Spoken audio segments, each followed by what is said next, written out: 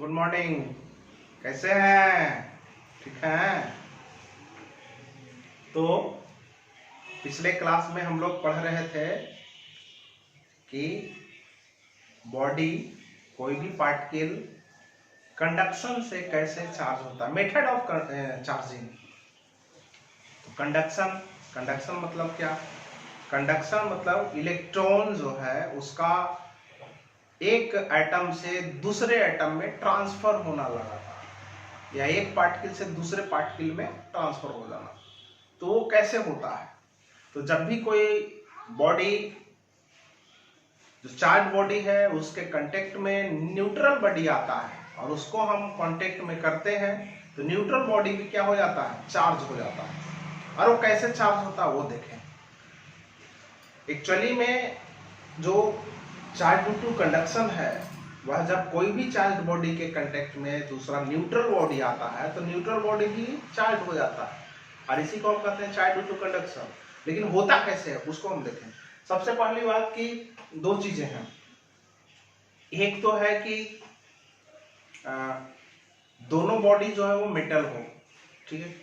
Metal में a lot of free electrons is there. अब free electrons क्या है? फ्री इलेक्ट्रॉन्स जो न्यूक्लियस से लूजली अटैच होता है, यह इलेक्ट्रॉन की हम बात करें तो यह सबसे काफी दूरी पे है, लेकिन रूम टेम्परेचर पे इसका और थोड़ा रेडियस बढ़ जाता है, मतलब लूजली अटैच हो जाता है, लूजली अटैच टू न्यूक्लियस। इसको और थोड़ा एनर्जी देंगे तो डिटैच हो जाएगा, या थोड़ा सा फोर्स लगाएंगे तो डिटैच हो जाएगा। किससे? एटम से। तो ये है तुम्हारा लूजली अटैच।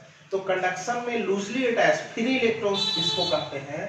बहुत सारे फ्री इलेक्ट्रॉन्स होते हैं जो कंडक्टर में अगर हम थोड़ा सा भी इस एटम पे फोर्स लगाएं या एनर्जी दे तो ये डिटैच हो जाता है। ये सारी चीज कंडक्टर में होता है। अब इंसुलेटर की बात करें तो जो इंसुलेटर में ऑर्डर मोस्ट में जो ऑर्बिट में जो इलेक्ट्रॉन्स हैं वह टाइटली स्ट्रांगली क्या होता है? कनेक्टेड होता है इससे।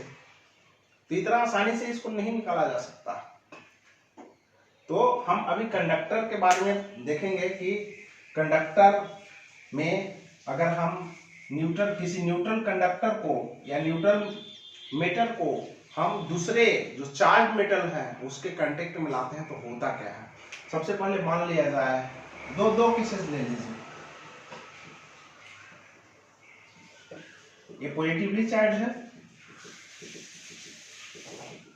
इसके नजदीक में लाए, हम कांटेक्ट अभी नहीं कर रहे हैं, नजदीक में लाए हम न्यूट्रल बॉडी और ये निगेटिवली चार्ज है। अब इसमें फ्री इलेक्ट्रॉन्स हैं, इसमें भी फ्री इलेक्ट्रॉन्स है। ये दोनों दो चीज है, दो कंसेप्ट। तो यहां पे जब न्यूट्रल बॉडी आएगा इसकी फ्री इलेक्ट्रॉन्स, पॉजिटिव चार्ज है, फ्री इलेक्ट्रॉन्स पे नेगेटिव चार्ज, तो फ्री इलेक्ट्रॉन्स क्या होंगे? रिपेल करेंगे।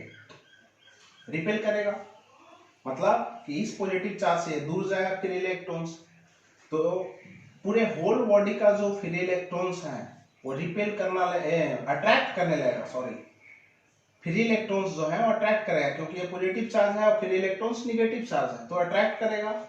अब अट्रैक्ट करेगा तो इधर से सारे इलेक्ट्रॉन्स इस ओर आना शुरू हो जाएंगे। अट्रैक्ट कर रहा है, खींच रहा है इलेक्ट्रॉन्स को, तो सारे इलेक्ट्रॉन्स इधर आएगा तो इस कॉर्नर पे नेगेटिव चार्ज डेवलप हो जाएगा, मतलब इलेक्ट्रॉन्स इधर आ रहा है। और इधर इलेक्ट्रॉनों की कमी तो हम बता चुके हैं कि जब इलेक्ट्रॉनों की किसी पार्टिकल में कमी होगा, इधर एटम्स है, एटम से ही तो इलेक्ट्रॉन निकल के इधर आया है, तो इधर हो गया नेगेटिव चार्ज और इधर क्या हो जाएगा? पॉजिटिव चार्ज डेवलप हो जाएगा। समझ में आ रही है बात? अब यहाँ पे सेम चीज, यहाँ नेगेटिव चार्ज है, अब नेगेटिव चार्ज है और ये क्या है? न्यूट्रल है, तो फ्री इलेक्ट्रॉन्स को रिपेल करेगा, फ्री इलेक्ट्रॉन्स को रिपेल करेगा। यहाँ पॉजिटिव चार्ज है तो फ्री इलेक्ट्रॉन्स को नेगेटिव चार्ज होने के कारण अट्रैक्ट कर रहा है, और यहाँ ये नेगेटिव चार्ज है तो फ्री इलेक्ट्रॉन्स को क्या करेगा? रिपेल करेगा। अब फ्री इलेक्ट्रॉन्स को रिपेल करेगा तो यहाँ पे सारे फ्री इलेक्ट्रॉन्स इस ओर मूव करेंगे और इस कॉर्नर पे आ जाएगा, और इस प्रकार से इस कॉर्नर पे नेगेटिव चार्ज डेवलप हो जाएगा। और इधर इलेक्ट्रॉनों की कमी है क्योंकि इधर का ही इलेक्ट्रॉन जो है उस ओर गया है, तो इधर हो जाएगा पॉजिटिव चार्ज डेवलप।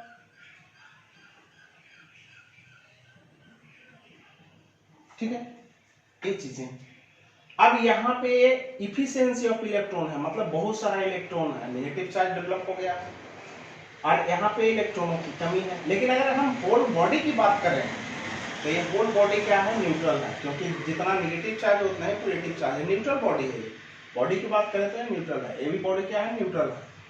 लेकिन एक कॉर्नर पे इफिशियंसी ऑफ इलेक्ट्रॉन है और दूसरे कॉर्नर पे डिफिशियंसी ऑफ इलेक्ट्रॉन है। सेम चीज यहाँ, एक कॉर्नर पे डिफिशियंसी ऑफ इलेक्ट्रॉन, एक कॉर्नर पे इफिशियंसी ऑफ इलेक्ट्रॉन। अब इसको क्या करें, हम इसके कांटेक्ट में लाएं। ये पॉजिटिव चार्ज, इसका मतलब क्या है, इसमें इलेक्ट्रॉनों की घोर कमी है, यहाँ डिफिशियंसी ऑफ इलेक्ट्रॉन है। अब जब हम इसके टच में लाते हैं, कांटेक्ट में लाते हैं, तो यहाँ इलेक्ट्रॉनों की अधिकता है और यहाँ इलेक्ट्रॉनों की क्या है, कमी है। तो इसके अगर टच में आते हैं तो ये जो अधिक इलेक्ट्रॉन है वो इसके एटम में जितने भी कम पड़ रहा है इलेक्ट्रॉन, उसमें हो जाएगा अटैच, और उसके साथ मिल करके, जैसे ये एटम में इलेक्ट्रॉन निकाल दिया गया है और ये इलेक्ट्रॉन इधर पूरा कर रहा है, फिर ये इधर ये बॉडी का इलेक्ट्रॉन इसमें आके और इस कमी को पूरा कर रहा है, तो ये न्यूट्रल हो जाएगा। तो इस प्रकार से इस ये इलेक्ट्रॉन इसमें आ रहा है और जो चार्ज पार्टिकल है उसको न्यूट्रल कर रहा है। तो यहाँ पे जो चीजें हैं कि ये जो इलेक्ट्रॉन्स है वो इसमें आ रहा है, इसमें आ गया। अब कांटेक्ट में है ये, अब कांटेक्ट को हटाइए तो सबसे पहली बात क्या था, यहाँ इलेक्ट्रॉन और प्रोटॉन इक्वल था। अब इसमें से इलेक्ट्रॉन आ गया है इसमें से इलेक्ट्रॉन आ गया है इसमें, इस पे कौन सा चार्ज डेवलप हो जाएगा जी, इलेक्ट्रॉन की कमी हो गया, अब ये पॉजिटिव चार्ज हो जाएगा। समझ में आई बात, कैसे चार्ज हुआ, ये नहीं कि ये प्रोटॉन ये पॉजिटिव चार्ज नहीं, वो जो कंसेप्ट था कि कांटेक्ट में आने के बाद वो जो सेम नेचर का चार्ज से डेवलप हो जाएगा, मतलब पॉजिटिव चार्ज है। तो कैसे हुआ, तो ये जो है फ्री इलेक्ट्रॉन्स का ये है, यहाँ फ्री इलेक्ट्रॉन्स इधर आ गया, इसमें आ गया और इस प्रकार से पॉजिटिवली चार्ज डेवलप हो गया। अब इधर देखिए, यहाँ है डिफिशियंसी ऑफ इलेक्ट्रॉन, यहाँ है एफिशिएंसी ऑफ इलेक्ट्रॉन, यहाँ इलेक्ट्रॉनों की कमी है, यहाँ इलेक्ट्रॉनों की अधिकता है। तो जैसे ही टच में करेंगे तो इसका इलेक्ट्रॉन इसमें आना शुरू हो जाएगा और ये सारे जो कमी है उसको दूर करके न्यूट्रल हो जाएगा ये। और जैसे ही हम इसको हटाएंगे तो नेट चीज देखिए कि यहाँ से इलेक्ट्रॉन इसमें गया है, तो अगर हम हटाएंगे जैसे ही तो इलेक्ट्रॉनों की अधिकता होगी, इसमें से इलेक्ट्रॉन इसमें आया है तो क्या होगा, नेट नेगेटिव चार्ज डेवलप हो जाएगा। तो इस प्रकार से जो चार्जिंग ऑफ द बॉडी है उसको हम कहते हैं चार्ज ड्यू टू कंडक्शन। तो सिंपली आप इस कंसेप्ट को लिख सकते हैं, ठीक है। वीडियो को हम शॉर्ट करना चाहेंगे, लिखाने से बहुत लाभ हो जाता है, तो बहुत सारी कंसेप्ट को हम दे भी नहीं पाते हैं, इसलिए हम वीडियो को कम से कम छोटा करना चाहेंगे। तो सिर्फ हम इसका कंसेप्ट को हम समझाते जाएंगे, आप लोग पॉज करके वीडियो को लिखते जाइएगा। तो यहाँ पे यही चीज हो गया कि जब किसी भी चार्ज बॉडी को हम न्यूट्रल बॉडी के कांटेक्ट में लाते हैं तो न्यूट्रल बॉडी भी क्या हो जाता है, चार्ज हो जाता है with same nature of charge. Positive charge है तो पॉजिटिव चार्ज से डेवलप हो गया इस पे, ये नेगेटिव चार्ज है तो यहाँ पे इस न्यूट्रल बॉडी पे नेगेटिव चार्ज डेवलप हो गया। तो यहाँ पे इस प्रकार का जो चार्जिंग है उसको हम कहते हैं चार्ज ड्यू टू कंडक्शन। अब नेक्स्ट टॉपिक है आपको चार्ज ड्यू टू इंडक्शन।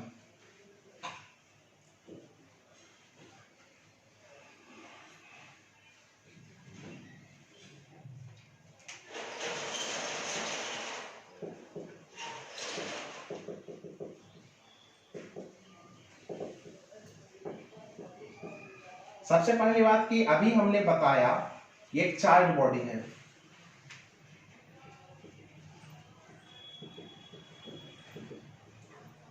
और इसके नजदीक में कांटेक्ट में नहीं लाते हैं, न्यूट्रल बॉडी को लाते हैं। न्यूट्रल बॉडी को हम लोग लाया, अब इस न्यूट्रल बॉडी का फ्री इलेक्ट्रॉन्स को अट्रैक्ट करेगा ये। अब फ्री इलेक्ट्रॉन्स को अट्रैक्ट करेगा तो जो फ्री इलेक्ट्रॉन्स है वो इधर आना शुरू हो जाएंगे और इस प्रकार से यहाँ पे इलेक्ट्रॉनों की अधिकता हो जाएगी, अधिक से अधिक इलेक्ट्रॉन इधर आ जाएंगे, मतलब इफिशियंसी ऑफ इलेक्ट्रॉन। और यहाँ पे इलेक्ट्रॉन की अधिकता के कारण यहाँ पे नेगेटिव चार्ज डेवलप हो जाएगा और इधर इलेक्ट्रॉनों की कमी के कारण पॉजिटिव चार्ज डेवलप हो जाएगा। ठीक है, बोलिए जी, बोलिए ना। अब यहाँ पे कोई नेगेटिवली चार्ज पार्टिकल है या बॉडी है, इसके हाईली निगेटिवली चार्ज पार्टिकल इसके निकट हम न्यूट्रल बॉडी को लाते हैं जिसमें कोई चार्ज नहीं है, इसका फिर इलेक्ट्रॉन्स क्या होगा जी, रिपेल होगा। निगेटिव चार्ज है तो फिर इलेक्ट्रॉन्स को रिपेल करेगा, तो फिर इलेक्ट्रॉन्स इधर इस कॉर्नर पे आ जाएगा। इधर इलेक्ट्रॉनों की कमी, तो इस पे क्या हो जाएगा, पॉजिटिव चार्ज डेवलप हो जाएगा। अब अर्थिंग समझते हैं, घरों में करते हैं आप अर्थिंग, वायर को क्या करते हैं, ग्राउंड से कनेक्ट कर देते हैं। अगर हम डिफरेंट पार्ट को देखेंगे, इसको हम अर्थेड कर दें, अर्थ कर दिए, अर्थ करने से क्या होगा, यहाँ पे इलेक्ट्रॉनों की कमी है, डिफिशियंसी ऑफ इलेक्ट्रॉन, तो यहां से इलेक्ट्रॉन जा करके सारे इलेक्ट्रॉन, ये जो पॉजिटिव चार्ज है, मतलब हाई पॉजिटिव चार्ज क्या, एटम में इलेक्ट्रॉनों की कमी है, तो यहां से जा करके उस कमी को दूर करेगा, और ये सारे जो पार्टिकल है वो न्यूट्रल हो जाएगा, मतलब ये पार्ट न्यूट्रल हो जाएगा, इलेक्ट्रॉन इधर का इधर आ गया है। अब इस अर्थिंग को आप डिस्कनेक्ट कर दीजिए, डिस्कनेक्ट कर देंगे तो क्या होगा, इस पे नेट नेगेटिव चार्ज डेवलप हो जाएगा। फिर से समझिए, यहाँ पे इलेक्ट्रॉनों की कमी थी, अब इसको अर्थ कर दिए तो ग्राउंड से इलेक्ट्रॉन निकल के इसको न्यूट्रल कर दिया, इस पार्ट को, और इलेक्ट्रॉन तो रह गया ये वाला, इधर तो न्यूट्रल हुआ नहीं है, तो यहाँ पे अब इस डिस्कनेक्ट करते हैं तो इलेक्ट्रॉन यहाँ से गया इसमें, मतलब बाहर से इलेक्ट्रॉन इसमें आ गया, ग्राउंड से आया है, क्यों आया, क्योंकि यहाँ पे कमी था, ग्राउंड से आके इसको न्यूट्रल कर दिया, तो इस पे फिर नेट नेगेटिव चार्ज डेवलप हो जाएगा डिस्कनेक्टिंग के बाद। तो इस प्रकार से जो चार्जिंग है उसको हम क्या कहते हैं, charge due to induction. Contact में नहीं लाए हैं, अलग ही है बॉडी। अब इसको में देख लीजिए, पॉजिटिव चार्ज पर अब नेगेटिव चार्ज को हम ग्राउंड करेंगे, इधर भी हम नेगेटिव चार्ज को ग्राउंड कर सकते थे, तो ये इलेक्ट्रॉन्स जो है वो ग्राउंड में आ जाएगा वायर के सहारे, तो यहाँ पे ये पार्ट न्यूट्रल हो जाएगा। अब ये पार्ट न्यूट्रल हो जाएगा मतलब इलेक्ट्रॉन बाहर निकल रहा है इस बॉडी से, तो क्या हो जाएगा, इस पे नेट पॉजिटिव चार्ज डेवलप हो जाएगा। क्लियर है, समझ में आई बात। तो इस प्रकार के जो चार्जिंग है उसको हम कहते हैं चार्ज ड्यू टू इंडक्शन। तो ये पॉजिटिव, ये charge body come near the neutral body, then either free electrons attracted by the charge body or repelled by the charge body, and hence at one corner yeah, at one face the body having efficiency of electron and other corner having deficiency of electron, ठीक है। after grounding या earthed the one corner there, and after the disconnecting the grounding या earthing, body get net charge. Similarly, this type of charging of the body is called charge due to induction. Clear है, तो इसको आप देख लीजिएगा, लिख लीजिएगा।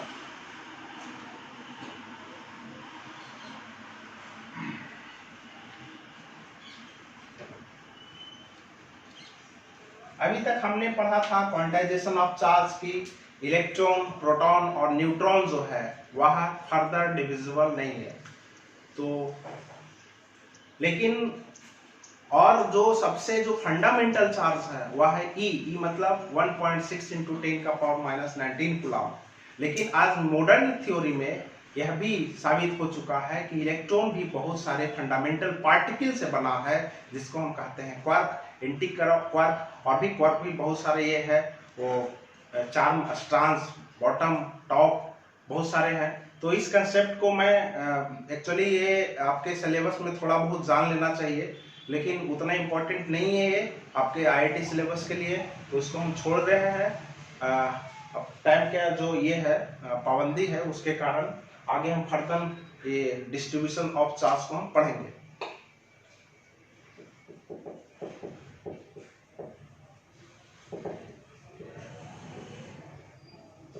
Distribution of charge, सबसे पहली बात की बॉडी को अगर देखें तो इस उस टाइप का जो बॉडी है उसको देखिए, या तो एक लंबा वायर जैसा होता है बॉडी, दूसरा है कि सीट जैसा होता है, जैसे आपका पेज है पेपर उस टाइप का, या तो आपको कोई ठोस बॉडी होता है जैसे हमारा ये मार्कर पेन है या कोई भी कुछ भी ले सकते हैं आप,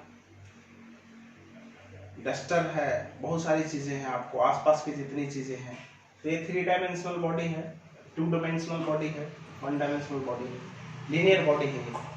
तो कहने का मतलब इससे अगर इलेक्ट्रॉन हम निकाल दें तो इस पे पॉजिटिव चार्ज डेवलप हो जाएगा जी। और इससे अगर हम इस पे इलेक्ट्रॉन हम क्या करें, डाल दें तो इस पे क्या हो जाएगा, नेगेटिव चार्ज डेवलप हो जाएगा। और इसमें से हम इलेक्ट्रॉन निकाल दें तो क्या हो जाएगा जी, पॉजिटिव चार्ज डेवलप हो जाएगा।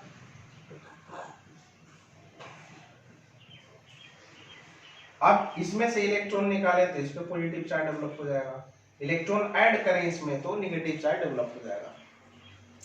तो जब चार्ज पार्टिकल किसी लीनियर बॉडी पे फैला हुआ डिस्ट्रीब्यूटेड है तो इसको हम कहते हैं लीनियर चार्ज डिस्ट्रीब्यूशन। क्या कहते हैं, linear charge distribution. If charge is distributed on a line, then this type of distribution is called linear charge distribution. जैसे एक वायर है, तार है, उस पे चार्ज फैला हुआ है तो क्या है आपका लीनियर चार्ज डिस्ट्रीब्यूशन। अब एक शीट है, पन्ना का शीट है, तो वहां पे अगर चार्ज फैला हुआ है तो उसको हम कहेंगे लीनियर चार्ज डिस्ट्रीब्यूशन। बोर्ड के सरफेस पे पूरा चार्ज फैला हुआ है तो ये हो जाएगा सरफेस चार्ज डिस्ट्रीब्यूशन। और जैसे बटर मिलर में उसका सीड्स जो है अंदर तक घुसा होता है तो पूरा होल वॉल्यूम में फैला हुआ, उस प्रकार से अगर चार्ज फैला रहेगा पूरा बॉडी में तो उसको हम कहेंगे volume charge distribution.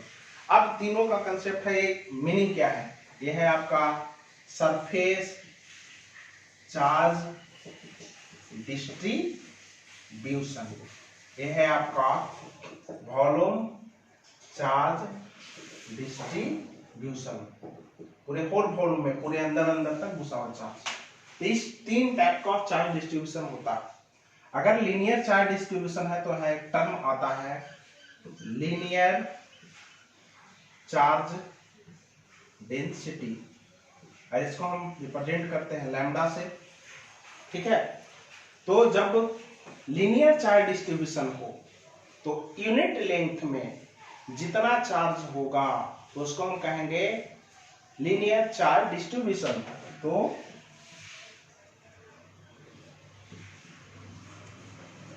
Charge in unit length, इसको हम क्या कहेंगे linear charge distribution. In linear charge density, linear charge distribution, charge distributed in unit length is called linear charge density. अब charge distributed in charge distributed in unit surface area। अब unit surface area में जितना charge distributed होगा तो उसको हम कहेंगे surface charge density, ठीक है, सरफेस चार्ज डेंसिटी। इसको सिग्मा से रिप्रेजेंट किया जाता है, यह है आपका सरफेस चार्ज डेंसिटी। अब वॉल्यूम मतलब वॉल्यूम चार्ज डेंसिटी। अब वॉल्यूम में अगर चार्ज डिस्ट्रीब्यूटेड है, in volume charge distribution, charge distributed in unit volume, charge distributed in charge distributed in unit volume, इसको हम कहते हैं वॉल्यूम चार्ज डिस्ट्रीब्यूशन। इसको जनरली रो से रिप्रेजेंट किया जाता है। अब यहाँ पे फिर से आएंगे इस पे हम लीनियर चार्ज डिस्ट्रीब्यूशन में। मान लिया जाए कि इस लाइन का लेंथ है L और चार्ज कितना डिस्ट्रीब्यूशन है, डिस्ट्रीब्यूटेड है Q, तो यहाँ पे लैम्डा कितना होगा, तो हम यूनिटेटिव मेथड से जानते हैं L लेंथ पे कितना चार्ज Q, तो यूनिट लेंथ पे कितना हो जाएगा Q/L, और इसी को हम क्या कहते हैं लीनियर चार्ज डेंसिटी। तो लैम्डा इज इक्वल टू हो गया आपका Q/L। लेकिन यह जो मेथड है वह हम कब लेते हैं, एक बड़ा सवाल है।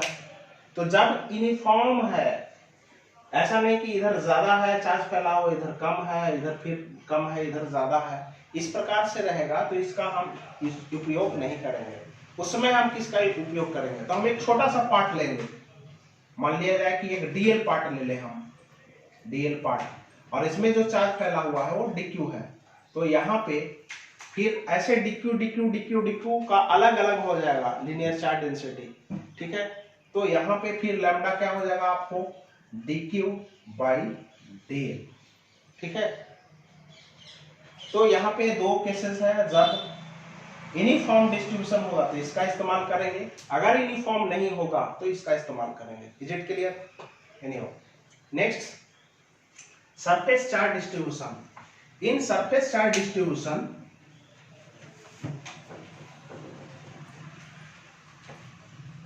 मान लिया जाए कि इस सरफेस का जो एरिया है वह a है और इस पे चार्ज है q, तो q a एरिया में q चार्ज, यूनिट एरिया में q बाई a, और इसी को हम क्या कहते हैं, सिग्मा सरफेस चार्ज डेंसिटी। इसका तो क्या हो जाएगा, q by a, q by a है आपका, तो q बाई a ये सरफेस चार्ज डेंसिटी हो गया। अब सरफेस चार्ज डेंसिटी जब होल सरफेस पे यहाँ पे अगर यूनिफॉर्मली डिस्ट्रीब्यूटेड होगा चार्ज, तब हम इसको उपयोग करेंगे, और नहीं तो हम एक छोटा सा पार्ट ले लेंगे। मान लिया जाए कि ये एक छोटा पार्ट है dA, जिसका एरिया है dA, और इस पे जो चार्ज है वो है dQ। तो यहाँ पे सरफेस चार्ज डेंसिटी जो है वो हो जाएगा आपको dQ बाई dA। इस पे आधारित बहुत सारे क्वेश्चंस है, उसको हम करवाएंगे, ठीक है। तो यहाँ पे दो चीजें कि अगर पूरे सरफेस पे यूनिफॉर्मली चार्ज डिस्ट्रीब्यूटेड है तब हम उपयोग करेंगे sigma equal to q by a, और जब यूनिफॉर्मली नहीं है तो हम एक छोटा सा पार्ट ले लेंगे उसका, और इस प्रकार से ऐसे ऐसे पार्ट को हम अलग अलग डिस्ट्रीब्यूटेड ये जो है उसको निकालेंगे, ठीक है। अब देखिए volume charge distribution. Similarly same cases कि अगर पूरे होल वॉल्यूम में रहेगा, मतलब वॉल्यूम चार्ज डिस्ट्रीब्यूशन में मान लिया जाए कि इसके इस पर जो टोटल चार्ज हो Q है और इसका वॉल्यूम कितना है V है, तो V वॉल्यूम में Q चार्ज, तो यूनिट वॉल्यूम में कितना हो जाएगा Q बाई V, और इसको हम कहते हैं रो वॉल्यूम चार्ज डेंसिटी। इसका तो क्या हो जाएगा Q बाई V, कब, जब यूनिफॉर्मली चार्ज डिस्ट्रीब्यूटेड है होल वॉल्यूम में। अब यहाँ पे अगर यूनिफॉर्मली नहीं है तो एक छोटा सा पार्ट ले लेंगे यहाँ पे, मान लिया इसका जो वॉल्यूम है वो dV है और इसका जो चार्ज है वो है dQ है, तो यहाँ पे रो हो जाएगा आपको dQ बाई dV। क्लियर है? तो इस पे आधारित हम क्वेश्चन को बनाएंगे। सबसे पहली बात यूनिट की अब बात रह जाएगी, तो लैम्डा इक्वल टू क्या हो जाएगा जी, Q बाई L, क्या Q बाई L, Q का यूनिट कूलम, लेंथ का यूनिट क्या मीटर, वो लैम्डा का यूनिट लीनियर चार्ज डेंसिटी का कूलम पर मीटर। उसी प्रकार से सिग्मा का क्या हो जाएगा जी, कूलम पर मीटर स्क्वायर, और रो का कितना हो जाएगा यूनिट, रो का यूनिट कितना हो जाएगा, बोलिए coulomb per metre cube. Clear है? तो यूनिट निकालना हम ऐसे सीखेंगे। इस पे आधारित कुछ क्वेश्चन को हम करवाते हैं आपको।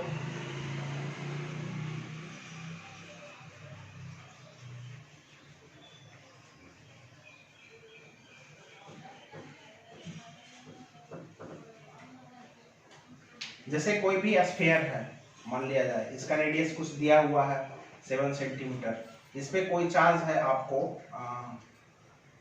मान लीजिए 14 कूलम चार्ज दे दिया गया है, ठीक है, या 1.4 कूलम चार्ज दिया हुआ है। तो इसका जो लीनियर चार्ज डेंसिटी है, सरफेस चार्ज डेंसिटी है, उसको निकालना है, ठीक है। तो R इक्वल टू है 7, Q इक्वल टू है 1.4 कूलम, तो सिग्मा हमको निकालना है। तो सबसे पहली बात कि इसका सरफेस एरिया कितना होता है जी, सरफेस एरिया निकालेंगे तो एरिया कितना हो जाएगा आपको, बोलिए 4 पाई R स्क्वायर। अरे किसी भी स्फीयर का कितना होता है जी सरफेस एरिया, 4 पाई R स्क्वायर। अब यहाँ पे 4 इंटू इसको कैलकुलेट करेंगे, सिग्मा इक्वल टू कितना हो जाएगा जी, Q by A equal to कितना, क्यू आपको है 1.4 बाई आर ए कितना है 4 into 12/7 into how much R square, R कितना है आपको, आर है 7 इंटू 7, क्लियर। इसको कैलकुलेट कर लीजिएगा और ये इसका यूनिट होता है आपको coulomb per metre square, clear है। चलिए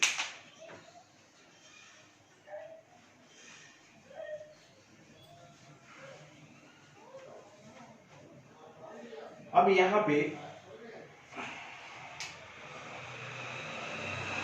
ऐसे ऐसे क्वेश्चन है जो आप कीजिए, बहुत सारे क्वेश्चन है इस पे आधारित, a lot of question is there, ठीक है।